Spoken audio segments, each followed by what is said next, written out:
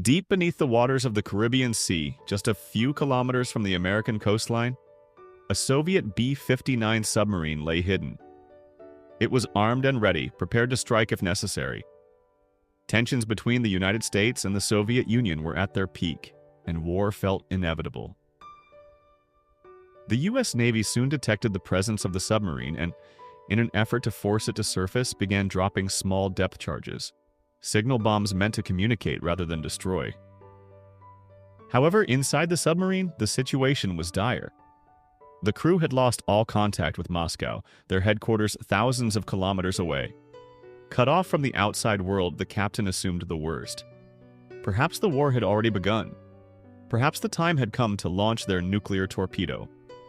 This moment of crisis unfolded during the most dangerous 12 days in modern history, a period when the Cold War between the US and the Soviet Union had spiraled out of control. The world had already witnessed the horrifying consequences of nuclear warfare in Hiroshima and Nagasaki during World War II. The destruction, the lingering after effects, and the fear of another catastrophic event loomed large. After the war, the US had established itself as the most powerful nation on Earth. However, the Soviet Union quickly followed suit, becoming the second country to develop nuclear weapons. Through numerous tests, they demonstrated their capability and signaled to the US that they would not remain passive in the face of aggression.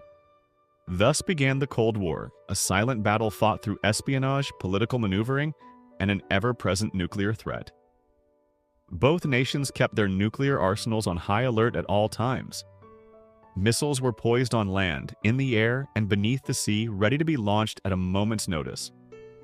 The terrifying reality was that if either country initiated an attack, the other would retaliate, leading to an all-out nuclear war, one that could wipe out 70% of the world's population.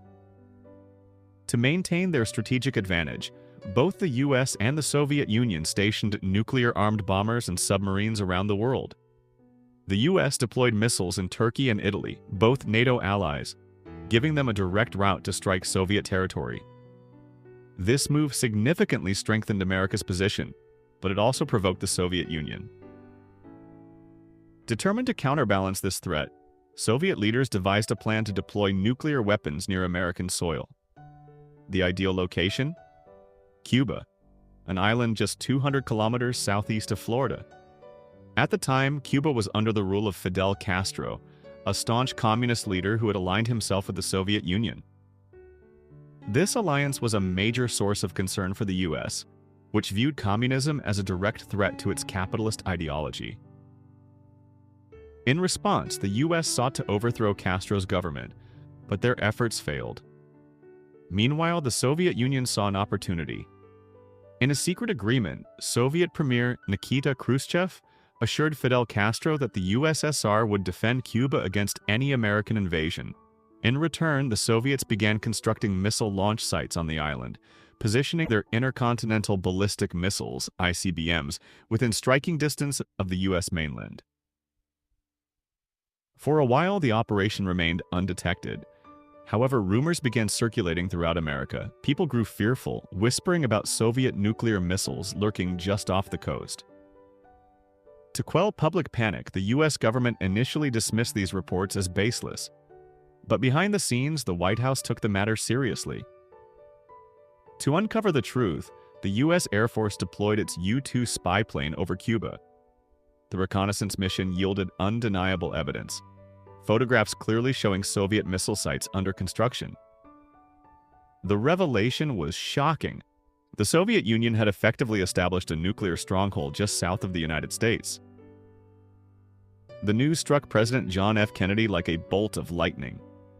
In response, he devised a plan: an immediate airstrike to eliminate the missile sites, followed by a full-scale invasion of Cuba. This strategy, however, was dangerously aggressive. Attacking Soviet missiles in Cuba would be perceived as an attack on the Soviet Union itself, inevitably triggering World War III. The stakes had never been higher. When the Soviets learned of America's intentions, they prepared for the worst. It was in this tense atmosphere that the Soviet B-59 submarine embarked on its secret mission. It had been ordered to navigate the depths of the Caribbean, staying hidden from US forces. More alarmingly, its crew had been given full authority to launch a nuclear torpedo without waiting for approval from Moscow if war broke out. As the submarine descended deeper into the ocean, it lost radio contact with Soviet command. Isolated and unaware of the situation above, the crew remained vigilant. Then came the U.S. Navy's depth charges, explosions shaking the water around them. To the Soviet crew, these were not mere signal bombs. They were perceived as acts of aggression. Inside the submarine, tensions ran high. The captain and his officers believed that the war had already begun. With no way to verify the situation, they faced a grave decision. Should they retaliate? Should they launch their nuclear torpedo, unleashing devastation upon the U.S. fleet and possibly igniting a full-scale nuclear war? The decision required unanimous agreement from all three senior officers on board. Two of them voted in favor of launching the attack, but one man, Vasili Arkhipov, refused. Arkhipov, the executive officer, argued that launching the nuclear torpedo would be reckless. They had no confirmation that the war had started. He insisted that they surface and attempt to re-establish communication with Moscow before taking any irreversible action. A heated debate ensued. Minutes passed, with the fate of the world hanging in the balance. Ultimately, Arkhipov reasoning prevailed. The submarine surfaced and contact with Soviet command was restored. It was then that the crew learned the truth. The war had not begun. If they had launched their torpedo, they would have set off a chain reaction leading to global destruction. Meanwhile, at the height of the crisis, US and Soviet leaders scrambled to find a peaceful resolution. After intense negotiations, a deal was struck. The Soviet Union agreed to withdraw its missiles from Cuba on one condition. The US must promise not to invade Cuba in the future. While this was the official agreement, another secret arrangement was also made. The US would quietly remove its nuclear missiles from Turkey and Italy. With this agreement, the Cuban Missile Crisis finally came to an end. The world had come dangerously close to annihilation, but disaster was narrowly avoided. The nuclear missiles, which had been deployed in preparation for war, were dismantled and destroyed. As for the B-59 submarine, it received orders to return to the Soviet Union.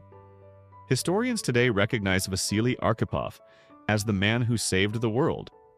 His decision to prevent a nuclear launch that day may be the sole reason humanity still exists. This was the closest the world has ever come to a full-scale nuclear war.